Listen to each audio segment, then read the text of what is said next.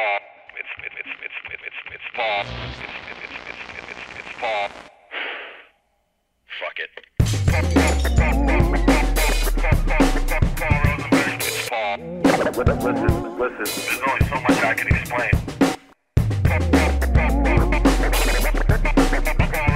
It's fall. Listen. I just gotta be honest with you. Fall. I just gotta be honest with you. Fall. You gotta be fucking kidding me. Ladies and gentlemen, on the podcast today on Paul Pod, we have none other than the notorious, glorious, laborious Adam Blackstone.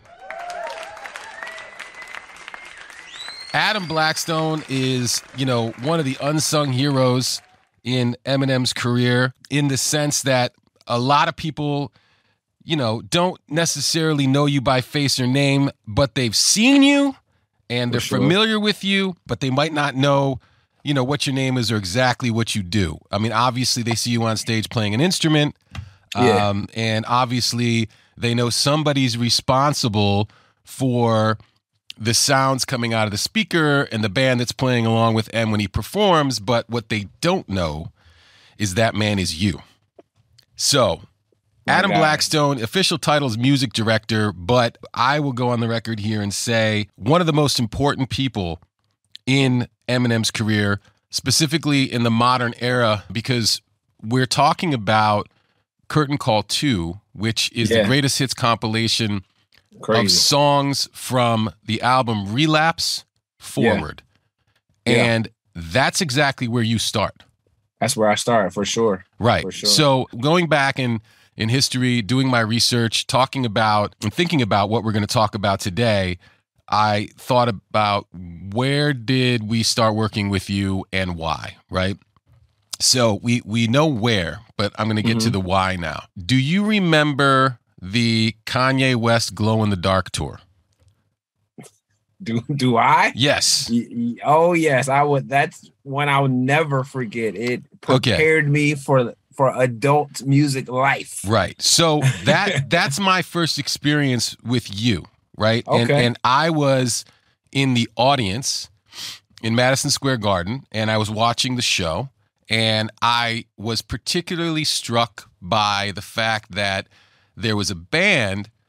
We didn't see the band, right? Because the band was hidden from the audience, but I knew there was a band because I could hear it. And I was particularly struck by how well the band was integrated in with Kanye's music. And by that, I mean, there's an art to this, right? And particularly when it comes to hip hop, because so much of it is sort of in the can, in the box, from a drum machine, from a sampler, not necessarily live. And in order to recreate that sound, but in a live sense, but give it the integrity that the recording has, it requires a certain touch. For sure. Right? And there's a talent involved in creating that touch. So what I heard on that tour was impressive. Thank you, brother. Yes, absolutely. So I went to the guy that was the production manager on the tour, which happened to be our production manager, right? Right. Yeah. So I went to Curtis and I said, Curtis, who's doing Kanye's band? And he said, oh, yeah, it's this guy, Adam Blackstone. And I said, oh, okay. Well, I need to file that in my head and remember this guy, Adam Blackstone, right? Boop. Right. So cut forward to the next time that I have to deal with a band, I think, and I'm recreating this in sort of, thinking about what we did and what the sequence was. Right. And I go to, in my head, the DJ Hero performance with Eminem and Jay-Z in Los Angeles, right? So there was a game called DJ Hero. There was a Renegade edition of that game that Eminem and Jay-Z were the sort of marketers for, and they put their music in, right? So it was an Eminem and Jay-Z edition of the game. Okay. And there was a live performance in LA for Activision for DJ Hero, right? Yep. So we had to do a performance with a band. And when we did that, it was just a few songs. It wasn't a full performance. Marshall liked the experience, right? And he was like, I think maybe we should try this. Maybe we should do more with the band. Yeah. Okay. So now I know I'm doing a lot of talking, but I'm trying to set this all up. So then this was like summer of 2009. Yeah. And then in fall of 2009, the first time we officially worked with you was the Voodoo Fest. Yep. In New Orleans, which is around Halloween. So tell me about the experience first working with Marshall on creating a live show with the band. Well, I must say, I cannot start this without saying that Questlove, who I consider my MD, my forever MD, called me and said, I'm giving Paul Rosenberg your phone number between Questlove and Sean G, right? And I was like, let me Twitter to Bunyan? You give him, that's who you give him my number? That's me. Yeah. And I said, cool. He said, M might hit you or Paul might hit you. I said, cool. Right. Because we were looking for a band. And I think that what I did was somebody connected me with Sean, maybe with Rich also. Yep. Absolutely. And because, when you're looking for a band, you look no further than in hip hop than the roots. Right. And what I mean by that is I just sat there. I just sat and watched James Poyser, Amir, Rich Nichols, Sean G just walk in and out of the studio with Erykah Badu, Jill Scott, Black Thought, Dice Raw, Common. Rozelle. And so Rozelle, Hub, Malik rest B. in peace, Malik, for sure. Right. It's just, and so when my turn was called, because it was like Rich needed some bass on Scott something. Storch. I wasn't around. I was post Scott Storch. Okay, Scott was already with 50 and Tim-ish. Right. You know okay. So this is a little later. This is a little later. Like, when did Lean Back come out? I know we skipping, but when was that? Jeez, maybe 07, 08, I'm guessing. Okay, got so he was already like leaning toward that. You know what I'm saying? So anyway, my turn was called and the Roots put me on, period. That's the very short end of it. And 2004. 2004 was Lean Back. So I was a studio rat in 02, 03. So he was already, doing Cry Me a River with Timbaland and, a bunch of 50 Cent records under Dre. Sure. And when he branched out into DRE. Scott was gone. So, so there was a new regime, myself, Omar Edwards, a bunch of the Philly guys that was kind of coming up through this open mic kind of scene called the 5 Spot Black Lily. And my first big gig was Jay-Z's farewell concert, 2003, Fade to Black. Right. I'm saying all that to say, fast forward to when we did JM, it just all came full circle and kind of came together. We did Renegade, whatever, right? When we got the call to do, were you part of that band that we did? Yeah, we were called the Illadelphonics. So you did that show? I did that. That was my first big gig. And you were just playing bass, and was Omar? Omar was the music director? No. Who was? Questlove was the music director. For that, Questlove was. Okay. Yeah, and he played drums. So that makes even more sense. So then I probably went to Quest and I said, hey, we need a band. They just did this performance with us, and obviously we couldn't bring the Roots out. And he was like, I got an idea for you, connected me with you. And I was like, that's the guy from the Glow in the Dark tour. Exactly. So I had already had that filed away, and that's sir. How we reconnected. Okay, got it. Yes, sir. And I got Glow in the Dark. I'm just connecting it all through Fade to Black. I met this kid in a pink polo. He's like, yo, come work with me. I'm gonna be the greatest of all time.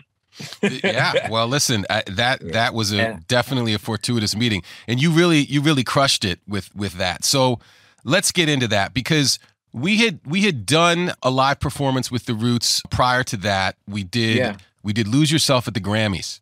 With the Roots band, and it was awesome. And like I said, there's an art to it, right? So it's not just about playing with the right drummer, playing with the right, guitar player, bass player, etc.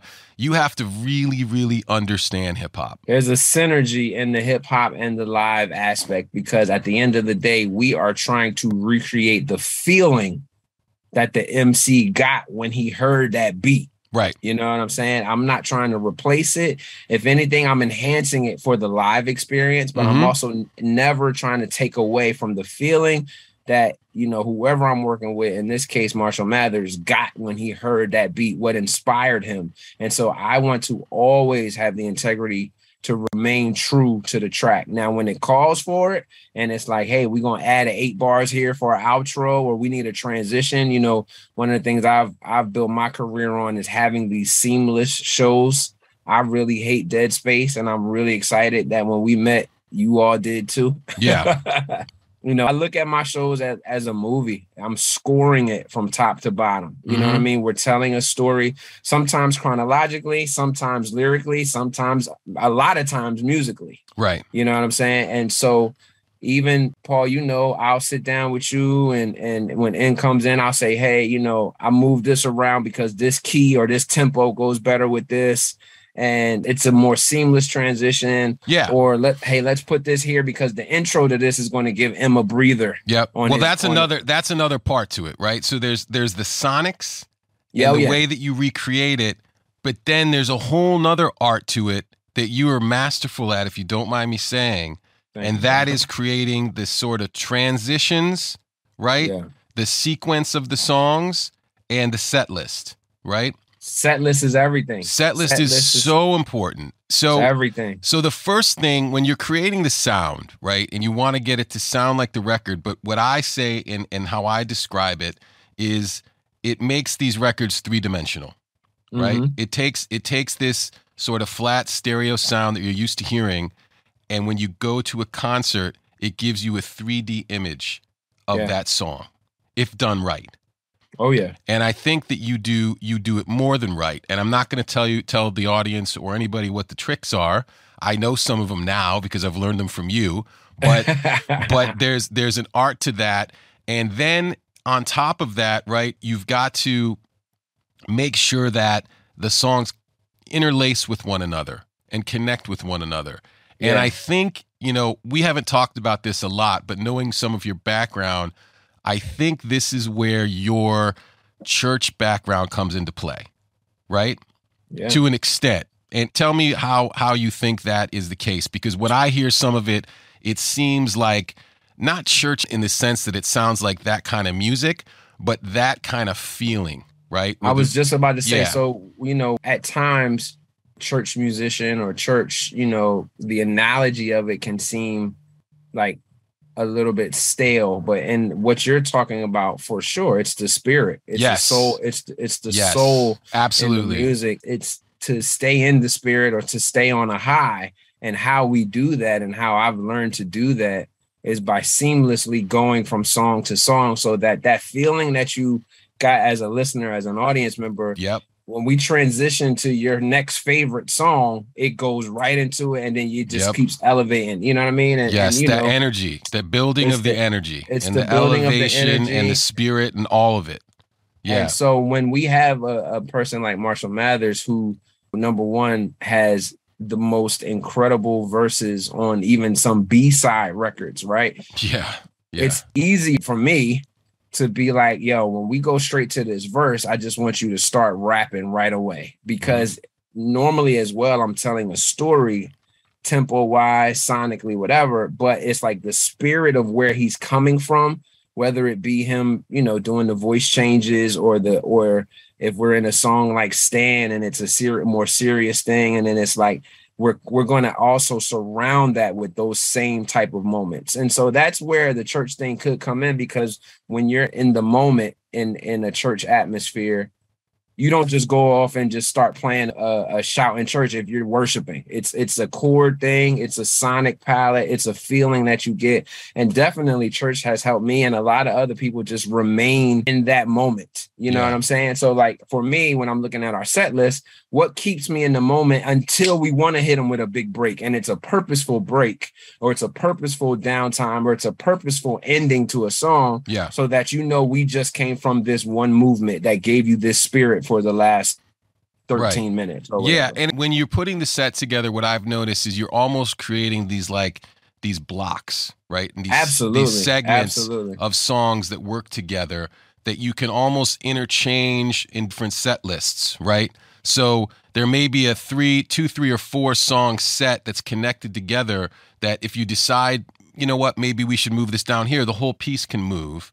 And The then whole you can piece put goes, yeah. you can put something else in its place. So, but not only do you do the transitions, but you also build intros and outros, right? And for the various tours, you've built different intros musically, which Yeah, sort of what- build into like an energy and a crescendo that transitions into the first track, right? Absolutely. So One of the how do thing- you go about that? You know, Marshall has been instrumental in some of that as well because of how his records start, Paul. If you think about him having some skit things, you know what I'm saying? You think about him having these very I know about skits. you think about him having these very famous chords at the top of a song, or like, you know, one of the Marshall things is like we start with no drums and we build the feeling. You know what I'm saying? Mhm. So then what I do is I look at that as he scored those 4 bars. Now what I'm gonna do is I'm gonna build an extension of 16 on top of that. So how do I get into his 4 that takes us to the feeling? Right. And song selection for the first song and song selection for the last song is a big part of that as well. Sure. Because we already know if we're doing a festival or if we're doing something super crazy, Rock in Rio, or we're doing, you know, overseas, it's like people are going to scream. So what I've learned from Marshall and from the Eminem gig, I should say, sometimes you don't waste a super duper hit at the top because they are just so excited to see him. Mhm. So I do on the set list. Yeah, they're screaming over it, right? They're screaming over it's it, so almost I'm- like it's a waste if you give away one of the big hits out of the I've gate. learned that from the Eminem gig, Yeah. straight up and down. I don't mind saying that. It's like, and I've taken that to everywhere. I've taken that to the countryside. I've taken that to the pop side. I'm like, yo, they are just going to be so happy to see this person. Save the energy. Let's save the record. And I actually, Paul, just go for energy. Mhm. So what are those energy records? Yeah, that we save can the play at energy time? from the hit, I'm saying. Exactly. For Yeah, when yeah, you yeah. for when you need it later down in the set. Because you're gonna Yeah. need it. You're gonna need it. And we already knew that. We had learned that and been doing that for a while. We had Yeah. known to build towards it for sure. And so, like, one of my favorite intros that I built was us doing Monster Tour Hmm. with Rhea M, and I did this crazy mashup of worlds. And what that did for the listener was I'm about to take you on this real crazy, trippy, you never thought this Barbadian woman and this Detroit dude would come together and really have a set together that makes sense. Yeah. And I think we killed that tour so hard Oh, yeah, we sure based did. off of having our music integrated on the pop side, and then the pop side integrated on our beats, on Yeah. the Eminem beats. Yeah. Well, that's it that's some of the magic I think that works for those two. But before we get into that, I want to talk to you also not just about the gigs, right, and the concerts, but also the sort of the important TV performances. Oh Because- man, yeah. Because there's a whole nother art to that.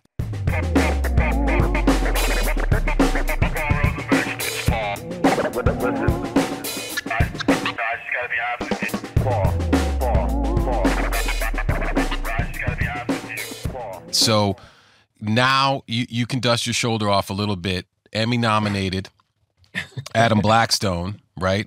Music director for the Super Bowl performance that we just did That's this right. past February That's with Dr. Dre and Snoop Dogg and Mary J. Blige and 50 Cent and Kendrick Lamar and Eminem. Leading up to that, which is, one of the biggest moments of, for all of us as far as live TV goes, we've done some other things, right? We've done multiple award shows. We did SNLs. plenty of SNLs. We did the Oscars, right? We lose Oscars, yourself at the epic. Oscars Oh, yeah. surprise performance. So when you're preparing for one of those performances on television, it's different, right? Because Very. you're thinking about different things. You're not just thinking about the people in the room, right? But you're thinking about what's the experience going to be like for people at home, and The how is viewer, this yeah. going to sound differently on somebody's TV speakers as opposed to, these giant monitors at a stadium, right? So it's a whole different vibe. Whole different vibe. Yeah. And for me, I pride myself on the mix, specifically a live band mix. Right. You know what I'm saying? Paul, I will shut the whole thing down and go listen to our mix to make sure not just that the band is right, but to make sure Eminem's vocal is sitting right as well. And we've won. You know what I mean? Like, I think that and it happens most times. There's been times where we haven't, right? And it's out of our control. And out that's of our control. That's those times where there's I'm not going to say any names or blow anybody up, but there's certain situations where they have their own engineers that are union. Nobody else can touch the board, and you are They're not hip hop heads. Well, not only that, but you're stuck with what they do, and a lot of them aren't going to listen to you, right? You could be in the room telling them, turn this up, turn this up, turn this up, turn this down, and they just are like, I'm doing my job. This sounds fine to me. Right. Yep. So totally objective. Yeah, and that's happened to us in the past, but for the most part, it's been great, and we have a great working relationship with those types of engineers. So when a lot of that comes from too is like, you know, specifically, and I'm very thankful for this, but me building my credibility in their minds and in their wheelhouse as well, because they're like, now we trust Adam when he says turn up the drum track or turn up the live kick or something like that, because I'm always delivering excellence. And when we prepare like no other. Me and you talk about that offline kind of all the time. You know what I'm saying? It's like practice does not make perfect, but practice makes it easy for us. The amount of times that we do it when we hit that stage is just like another run through for us. And nobody prepares like me. Nobody prepares like him. We really, really care about what we do. We want to make the experience for the viewer, not just in the audience, but at home, like you said, a big deal. And so for me, it starts with that mix. It starts with us getting the band tight specifically for television. And then me conveying to you guys, here's how hard we're going to smack it. I changed this bar. I changed that bar just for him to have a drop and to have something impactful, because a lot of times on the television side of it, there's viewers that are going to not start out as Eminem fans. And then at the end of that 5 minute, 10 minute, whatever thing that we doing, they're like, oh, this dude is really, the whole package is just the best. Yeah. You know? You're saying like somebody might not have been necessarily an Eminem fan, but just based on his music, but they see the performance and they're like, wow, okay, I get this, or this was really good. Yeah. Or this is really good. Let me figure out why he just was head over heels above everybody. You know what I'm saying? So I pride myself on making that experience specifically for the viewer. I said this before. I got in trouble one time, but it's like, yo, I'm not really concerned on television with those people in that stadium. Like, I really am thinking about the 8 million viewers. You know what I'm saying? Well, the bigger the show, the more you have to be concerned about that, right? Because that audience just sort of dwarfs however many people are in that arena or stadium, or when it comes to an award show, it's literally a theater, right? So there's maybe a couple thousand people in there, as opposed to the hundreds of thousands of people that are, or millions of people that are watching it at home. So it's and like the people in the theater are actually peers and music fans as well. So sometimes that is a bad judgment too, as far as like, did it come off? Yeah, or they get what you're doing anyway, so you don't really need to explain it to them. They understand what you're doing. So those first 10 rows or whatever it is of the award show is all people. The award rows. They do it too. When it comes to, you know, this is the sort of ultimate, right? Because award shows are great. The Grammys we've done multiple times. We've done SNL, as you mentioned, multiple times. We did the Oscars, late night TVs, stuff in Europe, right? But when it really boils down to it, the sort of pinnacle of live television and live performance when it comes to music is the Super Bowl, right? It's nothing bigger, man. So make no mistake about it, when it comes to rehearsal, we rehearse the shit out of that Super Bowl. Like, I don't think we've ever rehearsed anything that much. And for good reason. There was, you know, literally hundreds of people just on the floor performing with us, right? With the dancers and the extras, etc. And then there's all the moving parts with the set, with the lights, with you guys, with the various performers. And it was really, really a lot to come together and pull off. So I think, you know, for a second, I want to talk about that challenge. And when you first got the call about doing this, what ran through your mind, and who were you talking to, and what was that experience like? Yeah, when I first got the call, so we had just come off of J-Lo, Mm-hmm.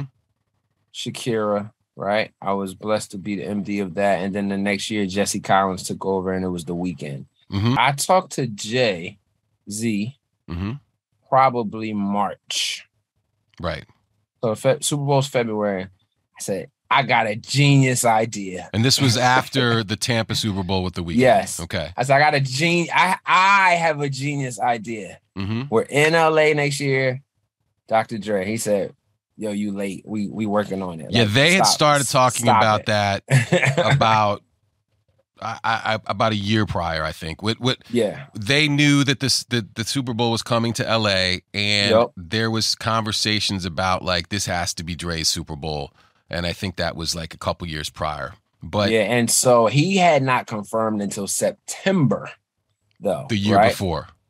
September before. September before. So Yeah, that's right. the following September that I'm talking about from Mhm. talking to Jay in March. I got the official call in October, and we went right to work. But one of the challenges that people really don't understand, I don't think they do, is those 5 artists that we had up there, 6, they could really do this 12 minutes, 13 minutes on their own. Straight up. Yeah. Easily. Drake could do this by himself. Sure. Snoop could have did this by himself. Marshall, Absolutely. 50, Mary Kendrick, J, Kendrick, yes. Absolutely. you know, Anderson with all the success he's had with Sonic right now. It's Yep. like they could have done this 12 minutes and 30 seconds alone. and when might end up doing it by themselves one day. But yeah, and but wait 1 second. So Dre calls you, right? yeah, And you had worked with Dre prior. for right? sure. Yep, So- I met Dr. Dre through Eminem, Right. And you put together Dre's set for Coachella. and I put together Dre set for Coachella in 2012. So full circle, 10 years later. Right. You know, we had done some things in between there and worked in the studio even on some records, but Mhm. like full circle 10 years later, here we are, 2022 Super Bowl, right? Yep. And he then told me once he called me, and I said I'm in before I had heard everything, because that's the relationship that we all have. You know, Paul calls, Dre calls. It's like, I got you, I'm in. He said, but I want to do it with the family. And I was like, what? Who's the family? Yep. And he said, Snoop, Mary, Kendrick, M. Yep. At that time, it was actually, I didn't know about 50. I'm gonna be honest with you. Well, You know what I'm saying? that came to be a little bit later on. Yeah. So in my head, I'm like, damn, I know I have 12 minutes and 30. If I can push Rock Nation and NFL to give me another minute, 13:30 max, right? Mm-hmm. And I'm like, and I'm a fan. I've neglected to say I am a fan of hip hop. I am a student of music in general, but I'm a fan of hip hop, especially, you know, 90s, early 2000s. It's like, you know, that's my thing. So when you talk about Snoop, you talk about Dre, it's like me hearing G Thing, sneaking to listen to G Thing and Doggy Style in my parents' house. I was like, had to listen in little dollar store earphones because I wasn't supposed to even be listening to that. Sure. I had no idea where Inglewood was. Growing up in New Jersey, I had no idea where. Well, there was Compton Inglewood, was. New Jersey, but it's not the same I was like, Inglewood. They're not in Inglewood, New Jersey. Oh, like, no. you know what I'm saying? And so, you know, full circle moment for me, man. I just feel so blessed. Even thinking of and talking about it right now, I'm getting a little emotional. Like, I never thought when I bought Chronic that I would be in this situation 25. No, it's a dream. It was the same thing for us, by the way. Like, you know, Yeah. Marshall talks about it when he first went to meet Dre. It was like, am I really here? Like, he had to pinch himself, right? I mean, we all looked up to Dre. Like, you know, it doesn't get any greater in terms of the hip hop producer, and we've all been blessed to work with him. So you had worked with most of that cast of characters For sure. on the Coachella show, including a hologram of Tupac, even, right? And 50 was on that show as well. Yep, Fifth was on that so show. you'd work with Marshall, you'd work with Kendrick, you'd work with Snoop, you'd work with Dre. I'm sure Yeah. you'd work with Mary at some point. I work with Mary, yeah, because I'm also R&B to the core at times, and so you know, and even her association with Puff and stuff like that, it's like, you know, East Coast girl. It's like, you know, I was able to work with her in the past as well, and one of my tasks right away was putting this band together. And I'm not trying to skip a step, Paul, but like I had to incorporate in my head one person from each of those members, each of those artists' band, because the other thing that I do super well and try to continue to do is make each artist feel comfortable when they walk in. You know what I'm saying? And that is a different type of skill that has nothing to do with a chord or a bass or anything. It's like the trust factor from MD to artists and management as well has to be there for artists to even trust that, yo, I'm gonna walk in and stuff is just going to be right. Yeah. You know what I mean? There's nothing worse than an artist having to come in, listen to rehearsal, and then change the whole set. You know what I'm saying? Like, I've heard those stories. It hasn't happened to me, you know, often or if at all. But like, I couldn't imagine like all the work that you put in as a MD, and then it's like you're not really taking the artist into consideration at times. And what I do best is be for the artist. So when those 5 people heard that it was me as the MD, everybody was just super cool. I'm really thankful about that because it made the process easier. They know, M knows that Adam got my back musically.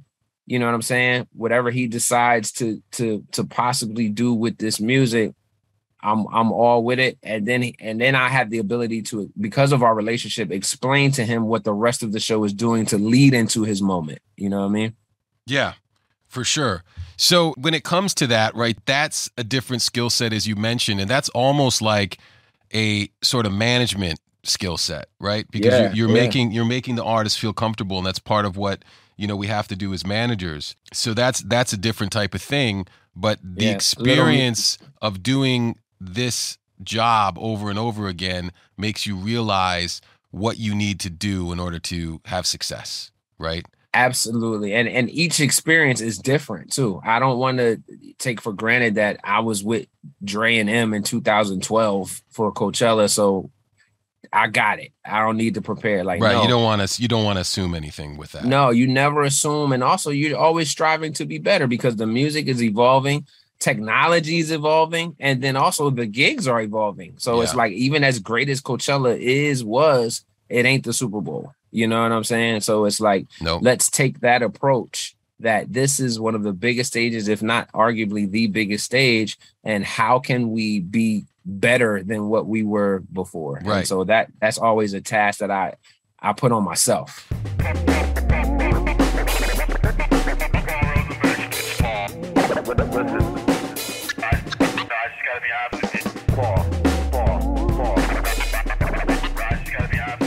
So how do you whittle down this? Like you said, each artist in their own right has a catalog that would justify them being the headliner of the Super Bowl halftime performance by themselves, right? Yeah. So you've got this ensemble, almost like an Avengers hip-hop type of ensemble coming together, and you're tasked, as you mentioned, with putting together a medley of songs that are 13 and a half minutes long, including an intro and an outro, right?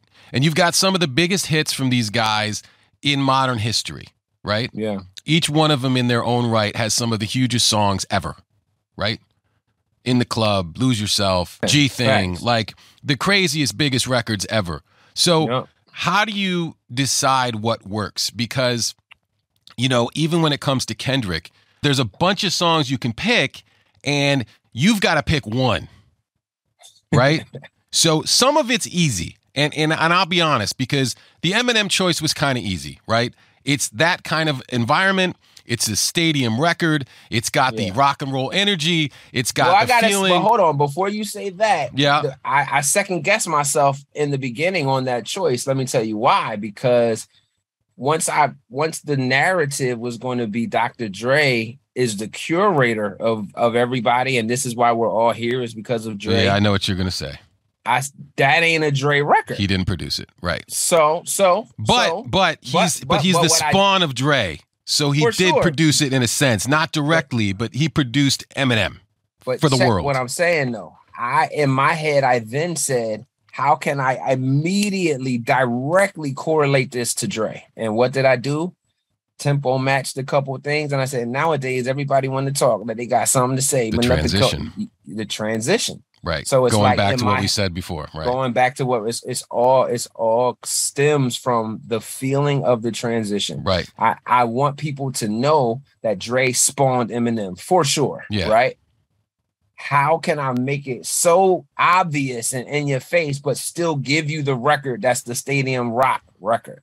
And that's what I did. Yeah. And Forgot About Dre was also, we discussed that as well, because that is, sort of a seminal record, and it's Eminem talking about Dr. Dre. Like, what else is more appropriate for the Dre set than that? But then you've got Lose Yourself, right? But then you've got Lose Yourself. So you worked both of those together. And what about the other choices? I mean, 50s was, I think kind of obvious. Like pretty obvious. I think because Dre produced it, right? And it was his biggest song. So, I mean, so in my head, I'm like, I gotta start with the next episode chords. Like in my head, as soon as Dre called me, I'm like, and that's how he used to open the concert on the Up in Smoke tour as well, with that record. Because it just had that energy, like it had a built-in da da da da da. Like it feels like an introduction, right? It does, it really does. But then I wrestle. Listen. I'm about to drop a nugget that nobody knows, but we were on. Exclusive for the Paul Pod. Here we go. We were on version 46. Yep. Before we walked onto that field, and those who know, I made a change the night before as well with that piano section. Tell us. And so, Can you tell us what it was? Yeah, so there's a moment at the end of Lose Yourself where Dre always wanted to hop on the piano and kind of showcase some skills, so I had him playing Beethoven's Für Elise. Okay. Going into Still Dre. But that's not what it ended up being. And so, and that was in rehearsal, right? Because I remember that was in rehearsal. Right. That was in every rehearsal. For weeks. Months. Okay, months. Well, I wasn't there for all of them, but I was there for the weeks at SoFi. Yeah. It was every rehearsal you were at. It was Beethoven. Yeah. About 2 days before, Drake calls me and was like, "Yo, man, I got this idea. Do you think you can make I Ain't Mad at You piano work before Still Dre?" Because he wanted to have some Tupac in there. And he wanted a little bit of a nod to Pac. It was a genius idea. The problem now was not that we couldn't play it in there, but it had, because of the rehearsal, it had to be the same exact timing. Right. So no other department was affected. The exact same timing. The exact same timing. Right. And that's where the challenge was for me, that I went to the studio and played it over and over and over again. And Jesse Collins, the producer, said, "Are you really going to do this? Like, you're going to change? Are you going to do this to me?" Yeah. Like, you're going to change the music the night before. 23 hours before, and I said, "Yeah, man, but it's trust me, it's a better idea." I think the show was better for it, for sure. It had meaning, right? The Beethoven thing was cool, but it didn't have meaning. This had meaning and heart, and I think people connect with that. Connect with Tupac emotionally it very well, right? Facts. And then I think too, to get a little deeper, is like the juxtaposition of coming from M to Pac to back to Dre and Snoop is like it's a whole moment where musically it shows Dre's impact of generations. You know what I'm saying? And then the other thing I struggle with, like if we're talking about set list, right? I play nothing from the Chronic, which I just talked about how that album impacted me. I know, right? So let's go back to that for a second, because I think that's where some of the tougher choices lie in putting together this set list. I mean, there was the Kendrick choice, but I think from what I understand, like that's a record Dre wanted him to do. The We Gonna Be All Right, right? He felt like that was a great record live, and he was obviously correct. But I think that when it came to the Dre and Snoop songs, there's certain records that I was like, well, how are they not going to play? Like, for instance, how are they not going to play G Thing? Yeah. How's that not going to be on there? And tell me how you arrived at that conclusion, or was it just what Dre wanted to do? No, it wasn't. It was timing. We knew we wanted to start with next episode. Yep. The NFL and the Rams play California Love every time they score. And so it was the Super Bowl in LA, and California. It was the Super Bowl in LA. How can you not do that? Had to do California Love. Right. And then at that moment, where does G Thing fit into? Then, if you remember, just a few notes, just a do. So no, hold on. So if you gotta, so here's a nugget, another exclusive. If you hear at the beginning there's a part in the middle where we go back to right there in the middle of the next episode. I'm playing the keys if y'all can't see like this. Yeah. In the middle of that, I played the G Thing synth line. You got to go back. It's a little nugget in there. About 90 seconds into the Super Bowl, I said, but over top of the episode chords. Then it was like, you're a tricky guy. Yeah, it was in there, man. Me and my programmer, Derek Cobbs, he was like, yo, I got an idea. I said, yo, we got to do that. And going back to set list is like, right away we went to 50 after that and went to Mary. Yeah, how about Mary? How did that come about with the decision of songs? Because she's got a whole library herself.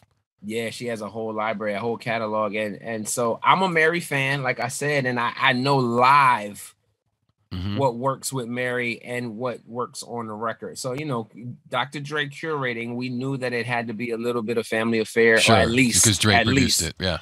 Dre produced it. That's one of her biggest records of all time for sure. I think she still ends her set with like Family Affair and Just Fine. But I also know when I watch Mary and women, I was gonna say black women, but there's really women all over the world, watch Mary sing No More Drama. Yeah. That goes so hard in an emotional and it's powerful space. And Mary really represented the females in such a great way amongst all these powerful men. She held her own so much. So in my head, I'm like, what is that female record? Yep. Without us necessarily doing a ballad or I'm Going Down or Be Without You or something like that. What gives me the energy I'm looking for, but also speaks to a whole sector of people that are looking for like half of the population. Like what speaks to half of our population about the strength of a woman. Yeah. And No More Drama was that for me. Now, me and her went back and forth a couple times, and then Jay hopped in, and it was like, man, the hood want to hear I'm Going Down. And I said, okay, let me try that and see what's up. But it definitely, tempo-wise, brought our show down a little bit based off of tempo only. But that's okay. That's okay because that's the journey, right? And that's why you can't have peaks and valleys without ups and downs. Facts, right? So sure. you've got to start somewhere in order to get somewhere higher. And sometimes bringing it back down lets you take it up even higher the next time. Right? Yeah, but that's why when Dre ultimately decided to stick with No More Drama, I had to make peaks and valleys within that song structure as well. So there's a bunch of moments where the drums come out and you hear like the cadence of the piano just playing by itself. There's moments where you just hear hits and it lets that beat breathe a little bit. So it's almost like she is singing a ballad, but it still has tempo. Right. And then knowing that I was going into Kendrick, I still had to do a continuous ramp up. So that Mary was probably set-wise was probably the hardest because I wanted to almost try to do 2 songs in the allotted time that she had.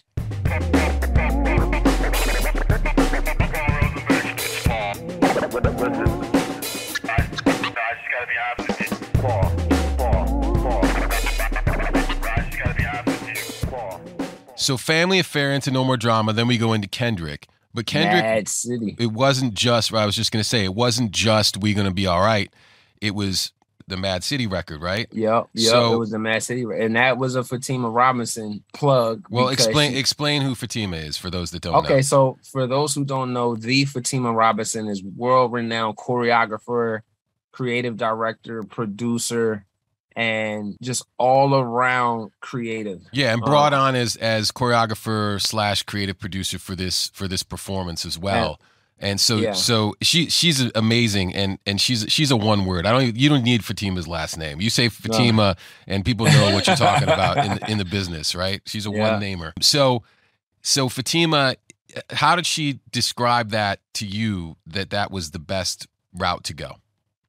We're Gonna Be All Right. She was Mad City. Okay. Dre was indifferent. He said, I just need to hear him. I called Fatima after we left Dre's. I said, screw it. I'm doing both. What did Dave and Kendrick want to do? They asked us. Now, I must say that Dave Free and Kendrick said, what do y'all think based off of me and Fatima's experience at the Super Bowl, and Dre as well? I got to be honest and say, Dre looked to me and Fatima, and me having had done the last 2 Super Bowls, like, yo, what works in that space, not only in the room. And that was a big thing for me to tell Dre, like, yeah, I know you wanted bumping in the room and these people to be on their feet, but like, it's 80 million people watching. You know what I'm saying? So, and so I was able to present Kendrick and Dre and Dave with a combination of me and Fatima's idea. Fatima was big on Mad City because of the location of where we were, period. Right. Yeah. If Pyrus and Crips all got along, you know what I'm saying? Like, that statement alone, she had to explain to me, being an East Coast boy, that don't happen where we are. You know what I'm saying? Just in life. Let's take the music out of it. Let's take all of that. The location of where we are, though, that the phrase of Mad City hook just means so much. Right. You know what I'm saying? And really connects with the set, right? And and let's talk about that for a second, because when it comes to the set, it wasn't just this structure that the guys were standing on and performing on and within these rooms, but it's what they represented. And for Dre and Snoop, it represented like landmarks from their lives and their careers, right? So there's in LA and Compton and Long Beach, right? So so there was like the LA County Courthouse, there was Tam's Burger, there was the club for that, and there was the nail salon. So it was all representative, and Snoop's house, right? And it was all representative of various places that, you know, were important to these guys. But then it was on top of a map of the city of Los Angeles. Right? Los Angeles. They covered the entire football field with a giant map of the city of LA, which had millions of LED lights stitched into it, right? So that it would look like if you were pulling up and you were on an airplane going up into the sky looking down at the city. And that's what it was supposed to look like. And it did. And it did. And Kendrick was standing in Compton. So that's why I get what Fatima was saying. It connected to that texture, environment, and the level of gravitas that moment had.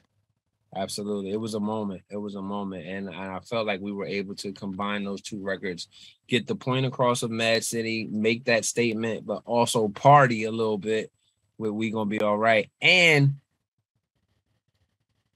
again, with the similar to Mary for me, Kendrick's live performance is a whole nother thing than what you just hit on the radio or on your phone or whatever. You know what I mean? Like, him performing We Gonna Be All Right and you listening to it, it's a whole different energy. So because I knew that, I was like, yo, trust me, this record is gonna come off. And we didn't have a lot of time. So like, what was a very impactful verse and song that, you know, the masses, Kendrick was the new guy there, even though he's arguably could be considered one of the greatest of all times in his young career. Yeah, right? and he's, you know, by this point, he's, you know, 4 albums deep or whatever it is. He's a veteran, right? He's not the new guy anymore, but in that group he is. Yeah. And so, you know, he was very receptive to what he felt like. And he said, yo, I'm gonna tap into it a whole nother way live. And he definitely did that. And so the throw to Eminem for me, people don't know this either. Here's another nugget real quick, exclusive on the Paul Pod. He freestyled that transition. I made the transition He kept telling me for a month and a half, no, I got you. I got you. I said, yo, I just want to know what you're going to say. Right. Like, you know what And in rehearsal, it was gibberish. It was mumbles. Yeah. Yeah. It was mumbles. We did not hear what he was going to say until the Super Bowl. Do you think he had it all along, or do you think he created it on the spot or something in between? I think it's something in between, Paul. I definitely don't think he had it all along. I think in that moment, he wanted to see where the energy was. Right. People want to see what Eminem is going to do. Yeah. People want to see and hear what Eminem is going to say, how he's going to say it, what he's going to bring. And so those couple rehearsals prior to that Super Bowl, I think Kendrick was like, yo, whatever I say to toss to him, it gotta be right. So that boy said, 35 summers, you think you forgot about Dre? Huh? I was like, oh my God. And then the boy came and said, nowadays everybody want to talk. Yeah. He served it up. He served it up to him. He served it so good, man. I was like, that is just a genius creative right there, where he's like, I know what's about to happen. Y'all don't know what's about to happen, but watch how I'll give you this appetizer real quick. Yeah. Well, listen, only somebody with the talent level of a guy like Kendrick could do something like that, for sure. Oh, yeah. So I never asked you this. Yeah. What was it like getting the call to do the Super Bowl from an M perspective, knowing that these other artists were also going to be on it? Because people may not know this, but our guy has a tendency to be a little nervous. Well, listen, I think anybody who's performing on that stage has a tendency to be a little nervous, right? But I think that, I'll break it down for you a little bit. So I had known, like I said, that there was a possibility that Dre was going to be doing the Super Bowl for a couple years. They were talking about it. And the summer before the Super Bowl, so that was summer of 21, right? Mm-hmm. We'd spent some time in Los Angeles with Marshall. And he was at Dre's house. They were filming the documentary interviews for the DOC documentary, right? Okay. So if anybody hasn't seen that yet, it's an incredible documentary. But during those conversations, it's when it started to get serious. And this was like July. Okay. Right? So Dre came to Marshall, and I don't know if he had really talked to him about it prior to this or not. And he said, what do you think about me doing the Super Bowl? And Marshall was like, I mean, I don't know. Do you think you should do it? Because if you want to do it, you should do it. And he's like, well, if I'm doing it, you're doing it. And he's like, oh, yeah, I don't know. Right? Yeah. So it basically boiled down to like, Marshall's never going to really say no to Dre. If Dre needs him, he's going to be there. Right? Yep. And vice versa. So Dre decided it was the right thing for him. And he came to Marshall and said, hey, I'm doing this. You're with me, right? And Marshall was like, well, of course I'm with you. I'm not going to say no to Dre. Did he want to do the Super Bowl? Oh, exclusive. You're going to have to ask him. But but I will say there was apprehension, not because he didn't necessarily want to perform, but because in recent times, people have been severely criticized for their Super Bowl performances, right? For sure. So if there was any apprehension, it was based upon the treatment of others and how he didn't want him and his friends to get treated, right? Got understood. That's where the apprehension came from, if there was any, was from that, because he didn't want to put himself and his friends into a place where they could be subject to that level of scrutiny. Now, that being said, somebody like Jimmy Iovine heard that, right, and said, you are out of your mind. This is you. This is Dre. This is 50. This is Kendrick. This is Mary. This is Snoop. What are you talking about? You guys are superheroes. People are going to lose their fucking minds. Nobody's going to say a bad word. And he was right. So, you look at both sides of that. Now, what I say about that was you about to say what I'm about to say. Go ahead. No, you can look at both sides of that, right? Because there is one side to it where it has happened to people who, are considered to be superheroes, right? But I think that what Jimmy was saying was, it's not just one of you, it's all of you together. This is the Avengers. So even if Hulk has a bad fight, Iron Man's coming in and kicking some ass, right? So it was about that. It was about strength in numbers and the level of stardom and power and those songs. Those songs, my God. And so that's what I was going to say, man. Like if somebody like Jimmy says, "What are you talking about? What are you talking about?" But then it's the execution that nobody can talk about. You understand what I'm saying? Of course. But Jimmy expects that level of execution because he's seen it and he's used to it. And he knows what they're capable of. Yeah. So him knowing what they're capable of, knowing the kind of people that are involved, knowing what they've done leading up to it, he was confident. Yeah. That's dope. Well, I was honored to get the call. You know, get the call. Listen, like I said, the unsung heroes, the glue, but you're about to be sung as a hero because the Emmys are coming up, right? So Adam and the whole team are up for Emmys. And, you know, the interesting part about that is, you know, there's something called an EGOT, right? And an EGOT is somebody who has won an Emmy, a Grammy, an Oscar, and a Tony, right? Which are the big categories of awards in entertainment. Now, Marshall has won multiple Grammys. He's won an Oscar for Lose Yourself. So I was like, he's always just going to be an egg. He's not going to be an EGOT, right? So, but now he gets not an egg. He's going to be a go. A Grammy and an Oscar. He's always going to be a go. So he's never going to be an EGOT. But then it didn't even dawn on me that this performance could be up for an Emmy. And then the nominations come in, and I was like, oh wow, he might actually be an ego. He's right? an ego. And how do we get to the T? Time will tell. It's easy. We'll offline about that. Okay, we can powwow about that. Very easy, very easy. We're gonna start to produce any of those stories that mean something to us and on Broadway and make it happen. And it don't have to be hip hop. It just got to be something super heartfelt that we just we believe in. So let's talk about it. We'll talk about that. Okay, we definitely will. Because I'm very proud of John Legend. I'm very proud of Jennifer Hudson, which is the latest. Like those people on the Tony side specifically, right? Paul is like find projects that they believe in, startups that are headed to Broadway or headed to the theaters, and it's like I want to back this, I want to produce this, and Marshall being a producer as well, which I hope many people know that, but that boy is crazy on the production side, and that doesn't just mean beats, but I mean it's a creative thing as well. That's what we're going to do to get that T soon. Let's get this E first, but then we're going to get that T. So tell me about that real quick before we close out. The Emmys are coming up. Yes. Have you been nominated for an Emmy before?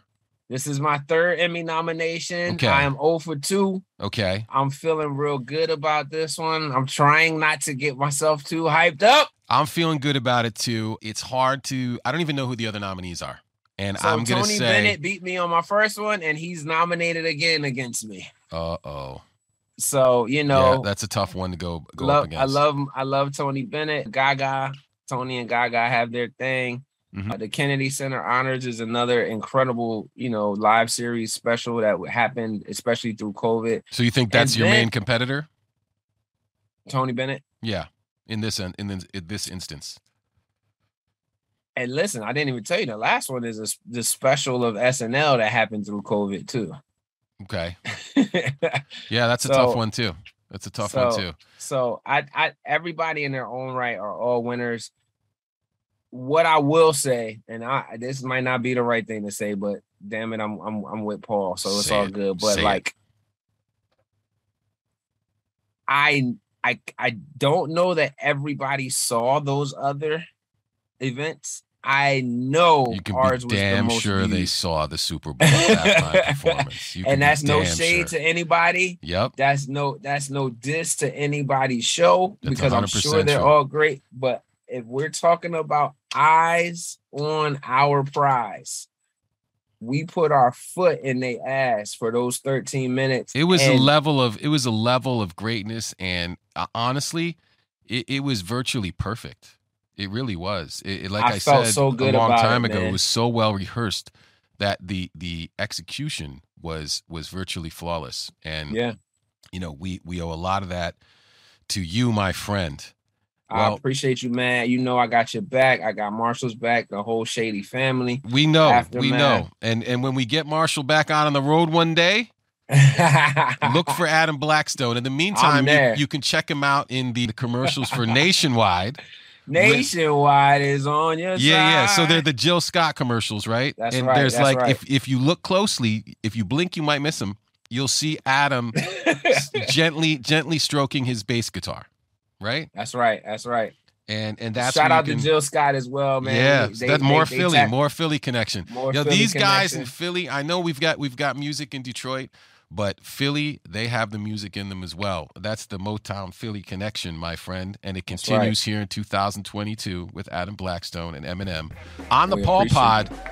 Ladies and gentlemen, thanks for tuning in. Next time, we have the man himself, Eminem, Adam Blackstone. Thank you. Thank you for having me, You've bro. been the greatest, my friend. Until next time.